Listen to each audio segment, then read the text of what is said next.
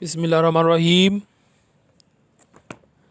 آج کا ہمارا ٹاپک ہے کہ سورس آف اسلامک لا، کہ قانون نے اسلام کے بنیادی کتنے ماخذ ہیں اور اس کے سورسز کیا ہیں۔ اسلام کے اندر قانون کے لا کے کیا سورسز ہیں۔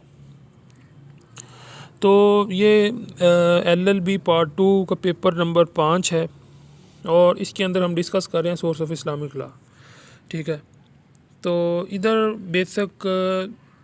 بیسک جو ہے وہ قرآن، سنہ، اجماع اور قیاس، اوپینین آف مسلم جورسٹ، کیونکہ یہ لا کی بک ہے، اس کے اندر انہوں نے بہت زیادہ سورسز بتائے ہیں۔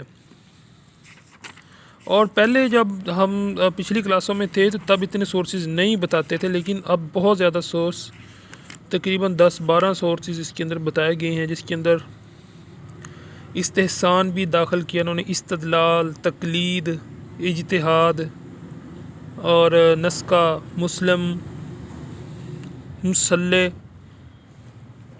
مرسلہ اور میونسپل لاز وغیرہ، یہ انہوں نے داخل کیے ہیں۔ ہمارا آج کا ٹاپک یہ ہے کہ سورسز آف اسلامک لا۔ تو Islam is a complete code of life, it gives a guide, اور یہ گائیڈ کرتا ہے ہمیں تمام دنیا کے جتنے بھی امور کے اندر، ٹھیک ہے۔ سورس اب اس کے اندر آ گیا قرآن، جیسا کہ ہم سب کو پتہ ہے کہ قرآن پاک جو ہے فرسٹ پرائمری سورس آف لا ہے، اور اس کے بعد میں کوئی دوسرا اس کے مقابلے کا نہیں ہے۔ اور Quran is not a legal code, is a modern sense, the legislative part of Quran is the model illustrations for the future legislation and does not constitute the legal code by itself، ٹھیک ہے۔ قرآن شریف بہت یعنی کہ primary source, سب سے اولین قانون کا ماخذ ہے اسلام کے اندر۔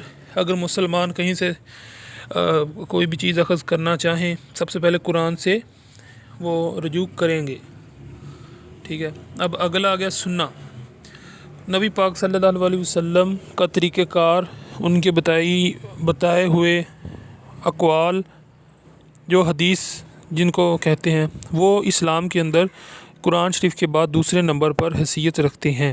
اور اگر قرآن شریف کے اندر ہمیں کوئی چیز ایسی ہو جس کی ہمیں ایکسپلینیشن درکار ہو، تو اس میں کوئی شک نہیں کہ نبی پاک صلی اللہ علیہ وسلم کا عمل، فعل، قول، ہر چیز ہمارے لیے ایک قانون کا درجہ رکھتی ہے، اور نبی پاک صلی اللہ علیہ وسلم کی بتائی ہوئی ہر بات ہمارے لیے ایک قانون کا درجہ رکھتی ہے، ٹھیک ہے۔ آپ نے جہاں پر فرمایا، جو کہا، جو سنا، کسی کو سنایا، وہ سب کا سب حدیث شریف اور سنت کی لائن میں آتا ہے، اور اسی لیے جو ہے وہ اسلام کے اندر اس کو دوسرا سیکنڈری سورس آف لا ہے اسلام کا، ٹھیک ہے۔ تیسرے نمبر پر اجماع آ گیا۔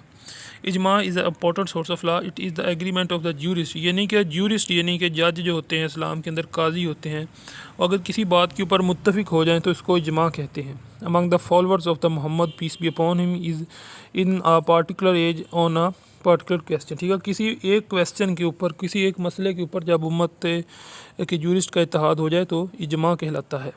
بیسز آف اجماع، یعنی کہ یہ کہاں سے، اس کے سورسز کیا ہیں۔ اجماع کے سورسز ظاہری بات ہے قرآن ہے، سنت ہے اور انالوجی ہے، ٹھیک ہے۔ کائنڈز آف اجماع، ایکسپریس، قولی، سکوتی اور ٹکوتی، ٹھیک ہے۔